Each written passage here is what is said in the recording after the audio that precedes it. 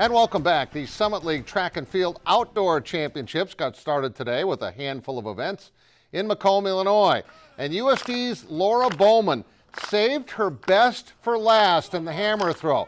She needed a big throw on her final toss to get near the top, and boy did she ever. Watch her reaction. 211 feet 7 inches on her final throw of the day. Her previous best on her 5 throws was 202. That's 9 feet more. This is where she finds out if she won or not.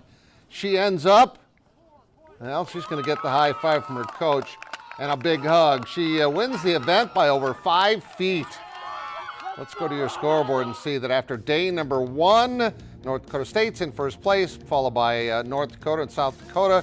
Again, Bowman with a toss of 211.7. On the men's side, North Dakota State leads there. South Dakota State is in third place. Well, speaking of USD, he's apparently had a rather large change of heart because Stanley Amude is staying at USD after all. And unlike David Jenkins Jr. at South Dakota State, it honestly did not sound like there was any chance that he would stay in Vermilion when he announced he was going to transfer. But in a tweet this morning, he said he talked with Todd Lee, talked with his teammates, and he is going to remain at USD where he had a breakout season. He was a first-team all-conference player, and he says he's excited to stay and help his team win a Summit League title and play in the NCAA tournament. So I would say it's been a good couple of days here for Todd Lee with the addition of A.J. Plitzewite also transferring from Augustana to USD. And now, here's Brandon Green with your Billion Automotive Plays of the Week. Former Kyo Emily Grove wins the women's pole vault at the Dakota Relays unattached at a height of 14 feet and 11 inches to break the record. SDSU's Logan Holtz comes out of nowhere for the diving catch for the out against Purdue Fort Wayne. Jacks would sweep the series 3-0. Augustana breaks their women's school record for the 4x100 meter relays as anchor Callie DeWitt brings the Vikings in with a time of 46.54 seconds. With the bases loaded against the Jackrabbits, Kyo's Jessica Rogers hits it out of the park for the grand slam as USD gets the win 11-2.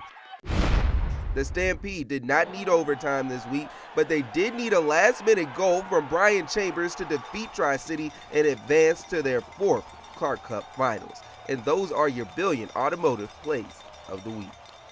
Thanks, Brandon. Now, the Summit League softball tournament got started in Fargo today, where the Bison always seem to be the host, and the Jacks of South Dakota State took on North Dakota. Now, watch this. Have you ever seen a wild pitch like that before? South Dakota State takes a 2-0 lead on that wild pitch that went backwards. Their pitcher threw it forwards quite well, thank you. Kendra Connard with a no-hitter into the 5th inning. Now, this was the big hit of the game. Paige Gertis rips it to the wall. 2 runners are going to score. Bailey Jansen and Yanni Ponce score. It's 4-0 Jackrabbits. Those would be big runs, because the Fighting Hawks, I still have a hard time saying that, they would rally. Nice try and left by Julia Anderson, but she gets the key play. They scored 2 runs on the play, but get the 3rd out of the inning on a great play, the throw to third base to Megan Rushing, who applied the tag, and there's your final out of the game. Kendra threw a 2-hitter, your final score 4-2 in favor of SDSU.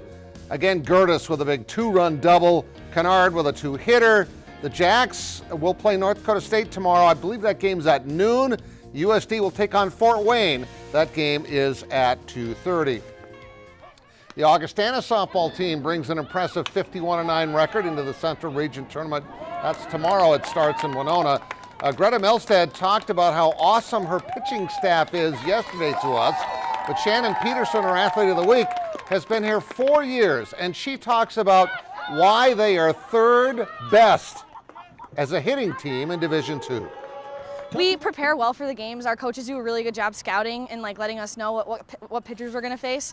So we hit off machines that are essentially just like the the pitchers that we're going to face, and everyone just knows what they're going to pitch us. So we kind of work just team by team, and that's been different for the past couple years. And also, we're just a scrappy hitting team that just wants to hit the ball hard.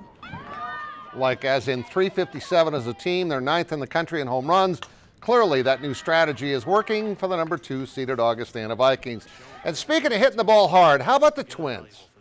In Toronto tonight, looking for a sweep. Hadn't even given up a run in the first 2 games, and it was home run derby for the Twins tonight. Jorge Polanco with a 2-run homer. C.J. Cron with a 2-run homer. Apparently, they hit better with a man on base. Jonathan Scope steps to the plate with a guy on base. He's the one that hit it 465 feet last week. He goes to right center field, and that's gone. That's a 2-run homer. Eddie Rosario also hit a 2-run homer. Your final, darn it, they gave up a run late in the game. They didn't get it. They got the sweep. They didn't sweep with shutouts. They win 9-1 and have the best record in baseball now. We'll be right back.